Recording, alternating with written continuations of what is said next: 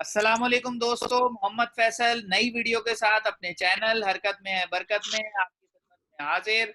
और मेरे साथ मोहम्मद ताहिर खान। हाँ जी, अस्सलाम वालेकुम। मेरा नाम है मोहम्मद ताहिर खान और मैं अपने चैनल हाइलाइट्स ऑफ लाइफ के साथ आपके साथ हाजिर हूँ। क्या हाल है सर जी? खुश हैं आप 3 दिनों से? हाँ अल्हम्दुलिल्लाह भाई। वो वीडियो शुरू करने का आज हमारे पहले वीडियो के टॉपिक बता देते हैं अपने व्यूअर्स को, जो बहुत हाँ कीनली जी। हमारी वीडियोस देखते हैं। एक तो हम बात करेंगे, रिव्यू कर लेंगे पूरी T20 सीरीज पे।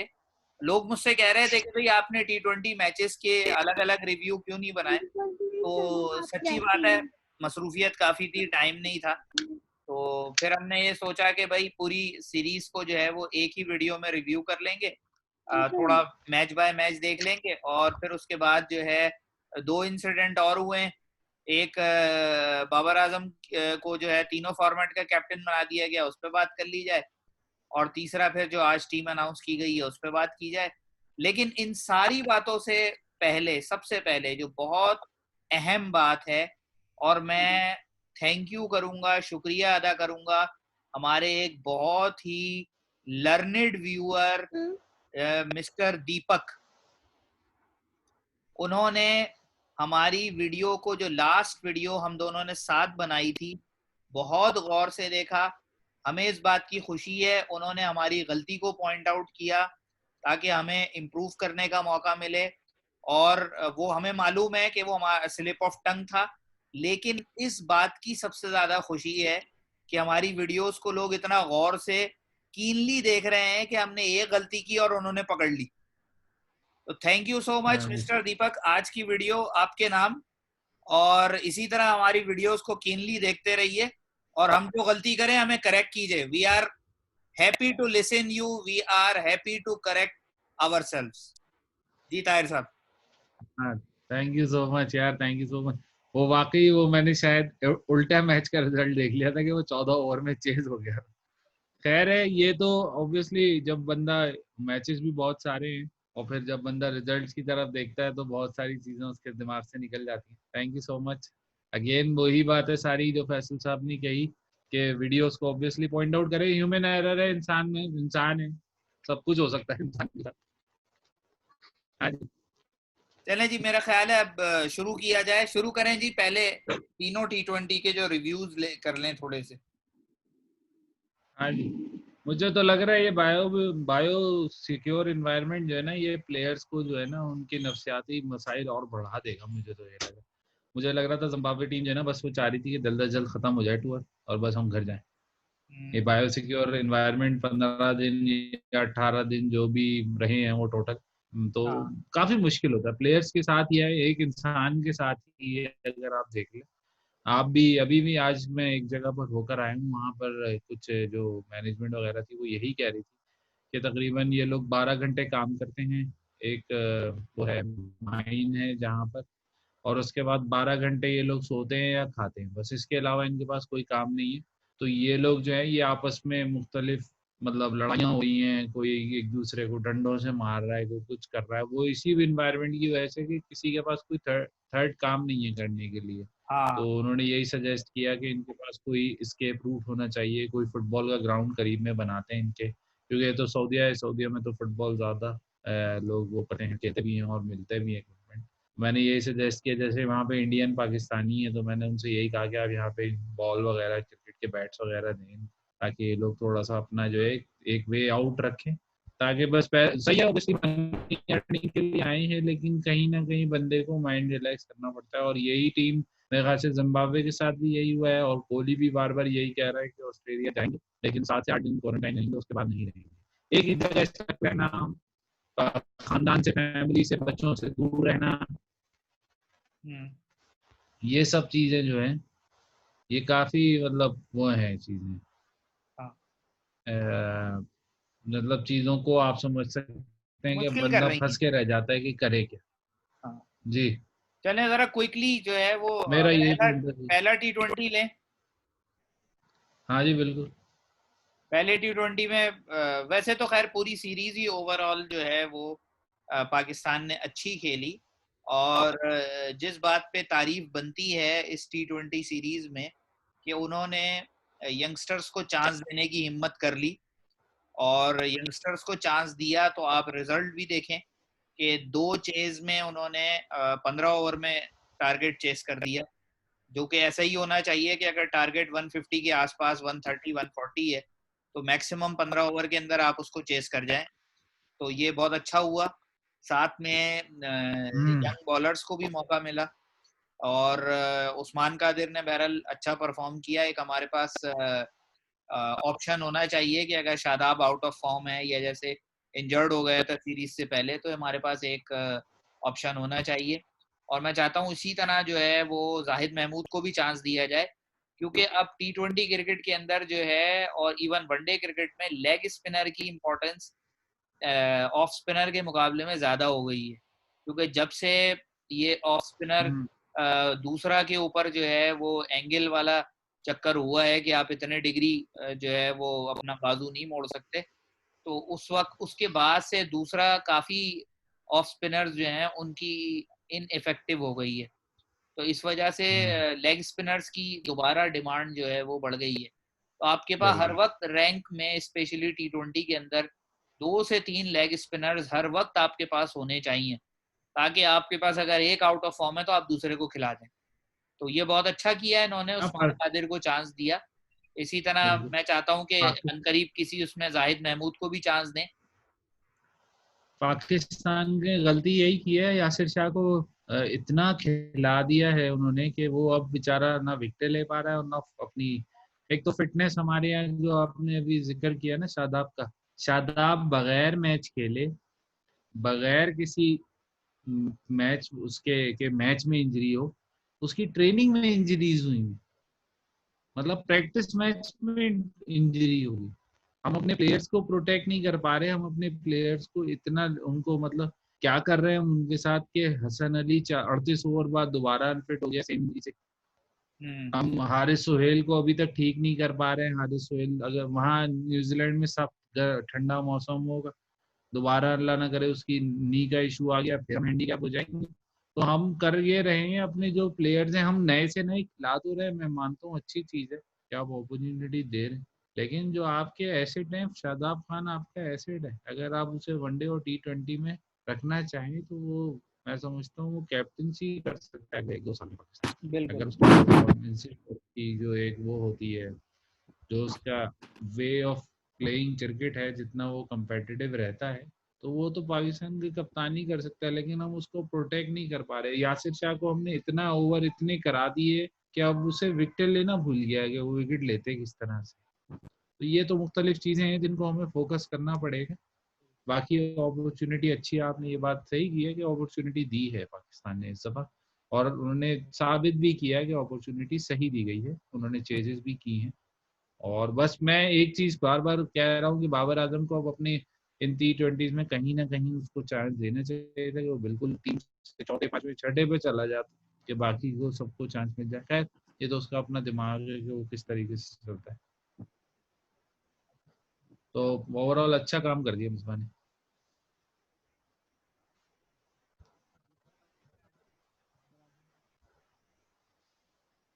असल में आपकी आवाज नहीं आ रही है मुझे। मैंने कहा दूसरे टॉपिक पर आ जाएं, बाबर आजम की कैप्टनशिप। जी जी बिल्कुल। अच्छा, सबसे पहले तो मैं बाबर आजम को मुबारकबाद दूं कि भाई हाँ जी। आप पे इतनी भारी जिम्मेदारी आ गई है, आपको अपनी परफॉर्मेंस से साबित करना है कि आप इसके अहल हैं, क्योंकि अननेसेसरीली लोग आपको जो है वो कोहली के साथ कंपेयर करते हैं। हालांकि कोहली के साथ कंपेयर करना ज्यादती है, क्योंकि कोहली को जब कैप्टन बनाया गया था तो कोहली को बहुत बड़ी सपोर्ट हासिल थी अपने एक्स कैप्टन की, और वो एक्स कैप्टन जो था वो वाकई कोई चीज था। और बाबर को कैप्टन तब बनाया गया है कि जो वाकई कोई चीज था उसको आपने टीम से ही निकाल दिया, तो इसलिए वो सारी रिस्पॉन्सिबिलिटी बाबर के ऊपर है। और हमारी तमन्नाएं, नेक तमन्नाएं बाबर के साथ है। लेकिन बहरहाल मुझे थोड़ा सा जो है वो फिक्र भी है, और इसीलिए वो एक किसी इंग्लिश मूवी का जुमला है, may God have mercy on your soul. तो मैं वही बाबर के लिए कहूंगा, may God have mercy on your form. तो अल्लाह करे कि आपकी फॉर्म खराब ना हो, क्योंकि बहुत ही क्रिटिकल किस्म के सिनेरियोज आपको फेस करने पड़ेंगे। अब आप तीनों फॉर्मेट में कैप्टन हो गए हैं, और बिलखुसूस टेस्ट मैच जो है सबसे ज़्यादा टेस्टिंग फॉर्मेट है, कि उसमें आपको बहुत पेशेंस का मुकाबला कई मौक़ों पे करना पड़ता है, और पेशेंस के बाद कोई ऐसी 3-4 ओवर की विंडो आती है जिसमें अटैक करके सामने वाली टीम बर्बाद करनी होती है। तो वो विंडो को रियलाइज करना, उसको सही वक्त यूटिलाइज करना, ये एक बहुत बड़ा चैलेंज है जो पाकिस्तान में ज्यादातर कैप्टन नहीं कर पाए। इवन कई मौकों पे हमने देखा कि टेस्ट मैचेस में सरफराज भी जो है वो इन मामलात में लैग कर गए। ये एक बहुत बड़ा, इसीलिए टेस्ट कैप्टनसी जो है वो एक बहुत वाकई टेस्ट होता है। तो लेकिन हमारी नेक तमन्नाएं बाबर आजम के साथ है, और इन तमन्नाओं के साथ फिर हम वही कहेंगे, जा बाबर जा, जी ले अपनी जिंदगी। ये बात तो सही है। एक्चुअली मैं दोनों तरफ से बताऊंगा, एक पॉजिटिव और एक नेगेटिव बात बताऊंगा। देखिए, कप्तानी मिलना आपको बहुत बड़े एजाज की बात है। ऑब्वियसली मुल्क का कप्तान आप बन रहे हो, आप एक तरह से अब आप झंडा लेके आगे चलोगे सबके, और पीछे आपकी पूरी फौज होगी। पाकिस्तान, पहले नेगेटिव बता रहा हूँ, पाकिस्तान ने गलती ये की है हमेशा से कि कंसिस्टेंसी से ना टीम सिलेक्शन हुई है, और ना कम कंसिस्टेंसी से कप्तान को अपॉर्चुनिटी दी गई। अगर कप्तानी की इंस्टिंक्ट्स देखी जाएं तो पाकिस्तान पिछले 15-16 साल से इंजमाम एक बहुत ही कावर्ड किस्म का कैप्टन, मिसबा एक बहुत ही डिफेंसिव माइंडेड कैप्टन था। इसके बाद शाहिद आफरीदी आए, वो अपनी खसूसियात रखते थे। फिर उसके बाद बीच में कुछ दिनों के लिए सलमान बट बने, वो कंट्रोवर्सी का शिकार हो गए, फिर वो हट गए। फिर उसके बाद मिसबाउल हक ने जब ली, तो मिसबाउल हक ने 7 साल शायद इसलिए वो कप्तानी कर गए, कि नेगेटिव बात करूंगा, लेकिन शायद इसलिए कप्तानी कर गए कि पाकिस्तान को अंधों में काना राजा मिल गया था। उनकी अपनी परफॉर्मेंसेज ऐसी थी कि वो 50 ओवर क्रिकेट में उनकी सेंचुरी नहीं है, लेकिन वो 50 ओवर क्रिकेट के 5 साल कप्तान रहे। तो आपके ऊपर बहुत सारी जिम्मेदारी है, टेस्ट में आपको परफॉर्म करना है। आपको देखें, ये सिर्फ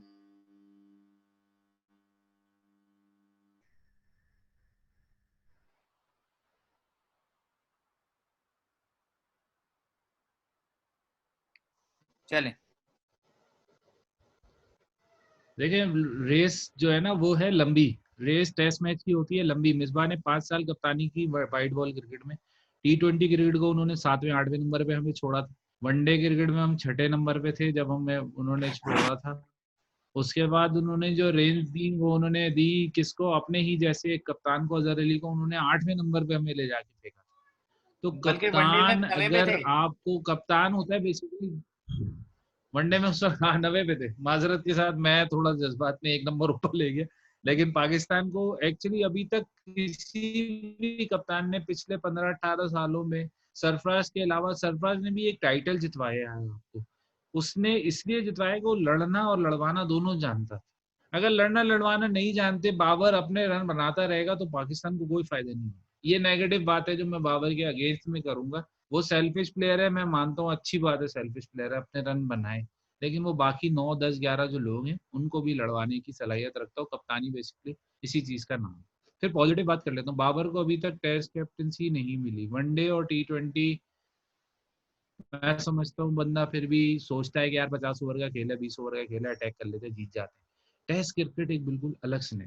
टेस्ट क्रिकेट में आपको 2 घंटे के सेशन के बजाय आपको 2-2 ओवर प्लान करने पड़ते कि यार इन 2 ओवर, मैं फर्ज करो 6 ओवर एक बॉलर से करवा रहा हूँ, तो मैं उसका प्रॉपर उसको रेस्ट टाइम दूँ, उसको माइंड रिफ्रेश करूँ, विकेट लेने की सलाहियत है। पहली बात तो सिलेक्शन ऐसी करूँ जो विकेट लेने की सलाहियत हो खिलाड़ियों में, और रन बनाने की सलाहियत। फिर छोटे छोटे मौके आते हैं, जैसे नया बैट्समैन आया है, फील्डिंग क्या लेनी है। पुराना बैट्समैन 94-95 पे खेल रहा है, फील्डिंग क्या लेनी है। कोई ऐसा बैट्समैन है जो आते ही रन बनाना शुरू कर देता है, फील्डिंग फील्डिंग क्या लेनी है। कोई ऐसा बैट्समैन है जो इस जगह पर आउट हो सकता है, उधर फील्डिंग क्या लेनी है। तो ये सब चीजें बहुत सारी। फिर आप खुद बैटिंग करने गए, उस वक्त आपने किस तरीके से रन बनाने, बोर्ड पे कितने रन है, ये सब चीजें आपको बहुत सारे मेथड्स, आपको बहुत सारी चीजें देखनी होती है। लेकिन मैं अभी कुछ नहीं कह सकता कबूल इस वक्त। 2 टेस्ट दिए और 2 टेस्ट साउथ अफ्रीका के खिलाफ जो पाकिस्तान में होने, उसके बाद देखते हैं कि हम 4 टेस्ट के बाद हमें कुछ आइडिया हो जाएगा कि कैसे कप्तानी करते। न्यूजीलैंड के बारे में मैं बता दूं, न्यूजीलैंड अपने मुल्क में इंडिया को 2-0 से हरा चुके हैं पिछली सीरीज में। इंग्लैंड को 1-0 से हराया था, जो कि आईसीसी टेस्ट चैंपियनशिप का हिस्सा नहीं थी टेस्ट सीरीज। किसी टीम को नहीं छोड़ा है न्यूजीलैंड ने, सिवाय 2017 में साउथ अफ्रीका 1-0 से सीरीज जीत के गई थी। पिछले 4 साल में वो किसी भी टीम ऐसी नहीं बची जिसको ना हराए। तो पाकिस्तान को यही वार्निंग साइन काफी। हाँ, आगे देखते हैं क्या होता है। टफ चैलेंज है पाकिस्तान। टफ चैलेंज है, बहुत टफ है। और अर्ली सीजन होगा, पाकिस्तान ये भूल जाएगा स्पिनर्स काम आएंगे। बस एक रिस्ट स्पिनर खिला दे, मेरे ख्याल से 3 फास्ट बॉलर खिलाए और एक बॉलिंग ऑलराउंडर। वो तो हम राणा साहब देख रहे हैं, राणा साहब डांस करे, वही डांस करेंगे आके, हाँ, मुझे लग राणा रहा है साहब ग्राउंड में। की कोई बहुत ही लंबी पर्ची है भाई। राणा साहब, आमिर यामीन तेल बेच रहे हैं, सब तेल बेच रहे हैं, हाँ, अमाल भट्ट तेल बेच रहा है, ये सब जो है अभी राणा साहब करते ही हैं, डांस करेंगे मुझे। अभी इस पे बात करते हैं, तीसरा टॉपिक हमारा यही है। हाँ जी, हाँ जी, हाँ जी। तो टीम अनाउंस हो गई है भाई। यहाँ तक हो। हाँ जी, बिल्कुल हो गई। और टीम अनाउंसमेंट में 2-3 चीजें बड़ी अच्छी हुई हैं हाँ जी।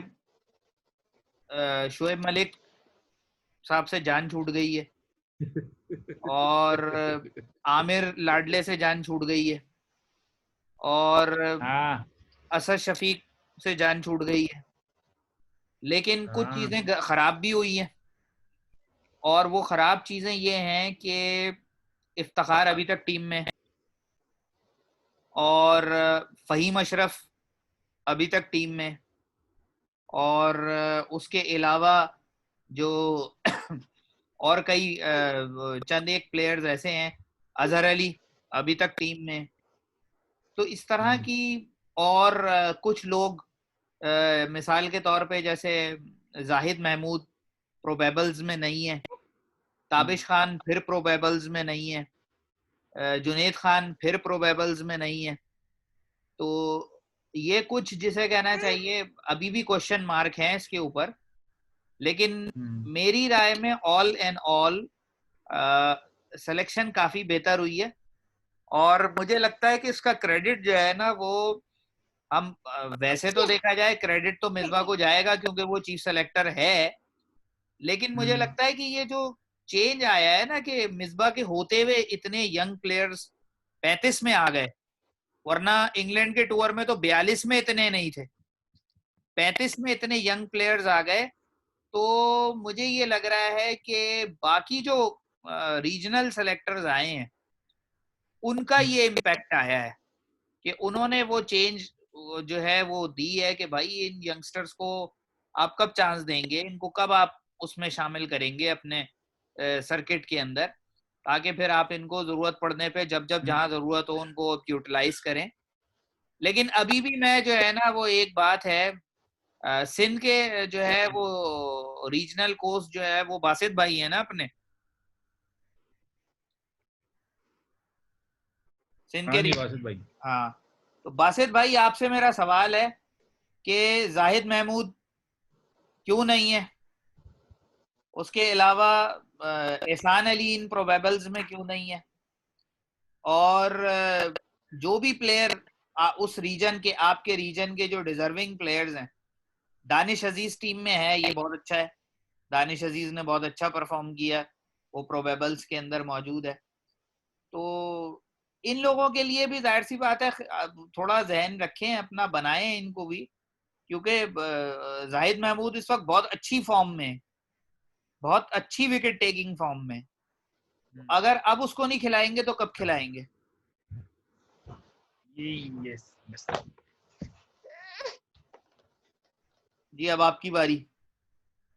भाईजान, बात सारी ये है कि ये 35 सिलेक्ट तो हुए हैं, लेकिन ये 15 जो है ना, वो आप पहले ही हटा दीजिएगा इसमें से। ये सारे T20 खेले।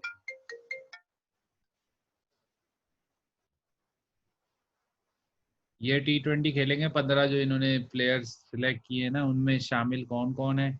उसमें बहुत सारे प्लेयर्स हैं जो मुझे लग रहा है जीशान खान जैसे, जीशान मलिक है, दानिश अजीज, ये सब T20 खेलेंगे। मोइन खान के बेटे को भी सिलेक्ट नहीं किया, वो भी मुझे लगता है कि लोग जो है ना उसी में ही अकरब और फरवरी में ही कर देंगे कि उसको भी अभी नहीं खिलाएंगे।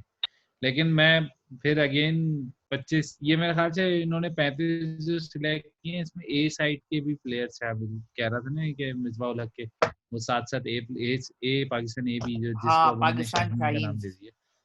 तो हाँ जी, शाहीन के लोग भी इन्होंने थोड़े बहुत सिलेक्ट कर लिए।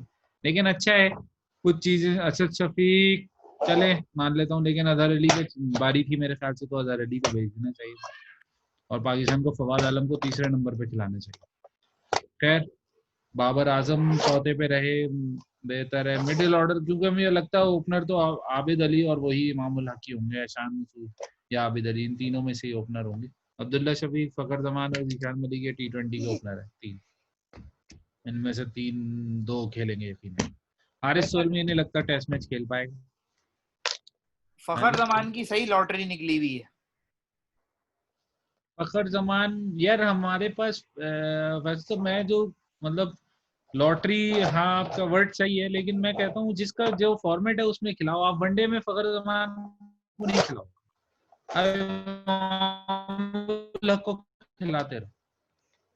इबाद को भी आप वनडे नहीं खिलाओ, आबिद अली को इसको टेस्ट खिलाओ, जिसका जो फॉर्मेट है उसको वो खिलाओ। आबिद अली से रन नहीं बन पाएंगे मुझे लगता है किसी भी वनडे में जहां किसी और मुल्क में खेल रहे होंगे। मुझे नहीं लगता है रन बना पाएगा। आपके पास इतने ऑप्शन है, आप ट्राई करें उनमें से। अगर आपको लगता है कि हुसैन तलत इनिंग क्राफ्ट करता है, उसको वनडे खिलानी चाहिए। उसे T20 खिला रहे थे हम साउथ अफ्रीका में।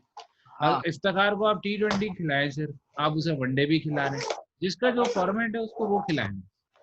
जब तक हम ये सिलेक्शन नहीं सही कर लेंगे कि कौन सी खिलाड़ी का कौन सी चीज बेहतर है, हम वो ही खिलाएंगे उसको, तो अब तक हम यही गलतियां करते रहेंगे, हम इसी तरह से हारते रहेंगे। मैंने अभी कुछ दिन पहले एक वीडियो देखी थी राशिद लतीफ और डॉक्टर नुमान नियाज की, कह रहे थे पाकिस्तान की टीम जिस पोजीशन पे है ना इस वक्त, वो गलत सिलेक्शन की वजह से, प्लेयर्स की वजह से नहीं है।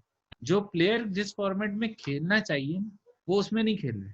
हम छठे पे, उसमें सातवें पे टेस्ट में शायद और छठे पे वनडे में, या हो सकता है इनवर्स पोजीशन। क्यों है हम जो प्लेयर जिस फॉर्मेट के हम उसमें नहीं खिला रहे। जैसे फास्ट बॉलर्स की बात कर रहे हैं, अब ये 36 साल का सोहेल खान, हम इससे क्या और ले सकते हैं हमें नहीं पता अभी। शाहीन अफरीदी, नसीम शाह और वहाब रियाज अगेन T20 खेलेगा, टेस्ट नहीं खेलेगा। सरफराज, रोहिल नजीर, मोहम्मद रिजवान, ये मोहम्मद रिजवान को तीनों T20 खिला देंगे और टेस्ट खिला देंगे, ये दोनों जो है बाहर बैठे रहेंगे, रोहिल नजीर और सरफराज। देखिएगा यही होगा। जैसे इंग्लैंड में हुआ था, प्रेशर बड़ा, सरफराज को आखिरी T20 खिला दिया ताकि कुर्बानी का बकरा बन जाए। रोहिल नजीर जाएगा, देखता रहेगा, कुछ नहीं होना। ये सिर्फ 35 सिलेक्ट हुए हैं, ये खेलेंगे वही उनके कबीले के लोग जो उनके आगे पीछे जी सर जी, मिसबा भाई, वकार भाई, मुशी भाई कर रहे होंगे, वही लोग खेलेंगे। मिसबा आपने सिलेक्शन की बताया कि ये अच्छी सिलेक्शन है, मैं कहता हूँ ये सब प्रेशर वाली सिलेक्शन। प्रेशर क्या है कि भाई ने फखर जमान खेलना है, लेके जाना ही जाना है, जबकि उसकी फॉर्म, यार जो टीम इस वक्त नंबर 1 है ना, आप उनको देखें ना तो आपको पता चल जाएगा। जैसे बहुत अच्छी एग्जाम्पल है जॉर्डन ली की। जॉर्डन ली ने बहुत रन बनाए थे जब जाके उसकी बारी आई थी, 10 साल बाद उसने दोबारा से इंटरनेशनल खेला था इंग्लैंड के, बहुत रन बनाने के बाद। लेकिन उसकी दो सीरीज में शायद मैच परफॉर्मेंस नहीं हुई, तीसरी में उन्होंने नहीं खिलाया। क्योंकि जब आप एक सर्टेन एज पे आ जाते हैं ना, ये सर्टेनली परफॉर्म कर देते हैं। जैसे फखर जमान ने अच्छी परफॉर्मेंस दी, डबल 100 बना दी, अब आपका काम है हर दूसरे मैच में परफॉर्म करना। अब आप एक सीरीज नहीं जा सकते बगैर परफॉर्मेंस के, यानी एक सीरीज में आप 3 मैच में से 2 में परफॉर्म ना करो, ये अब हो नहीं सकता। आप 2 में परफॉर्म करने और एक में आपका गलत डिसीजन हो गया, गलत शॉट मार दिया, लक हो सकती है, समझ में आता है। लेकिन 3 मैचेस में से 2 में आप फेल नहीं हो सकते। आप अगर ये क्राइटेरिया नहीं रखेंगे तो आप इसी तरह से गलत गलत लोगों को सिलेक्ट करते रहेंगे और वो फिर वही अंडर परफॉर्मेंस की बात है, ठीक है, अंडर परफॉर्मेंस ऐसा ही है। बाकी मात बट को मुझे लगता है इन्हें चांस देना चाहिए, T20 में चांस देना चाहिए, अगर वनडे होते तो उसमें भी चांस देना चाहिए। राणा साहब को बोलना चाहिए कि आप जाके ना दूध मंजे उनसे दूध निकालें, आप इससे ज्यादा अलग कुछ कर नहीं सकते। हारिस हाँ, रऊफ इससे अच्छा ज्यादा कर उनकी रहा है औकात आहिस्ता नहीं है। आहिस्ता। हाँ, हारिस रऊफ अच्छा कर रहा है और इसका एक एटीट्यूड है बॉलिंग का, है ना, फास्ट बॉलिंग का, एक फास्ट बॉलर का एटीट्यूड है। मैं चाहता हूँ कि इसको प्रोस्पर करना चाहिए। इसको भी टेस्ट ना खिला दे मिसबा, वनडे और T20 खिलाएं, पहले T20 खिलाएं, इसको बढ़ाएं, इसको कॉन्फिडेंस, फिर वनडे खिलाएं।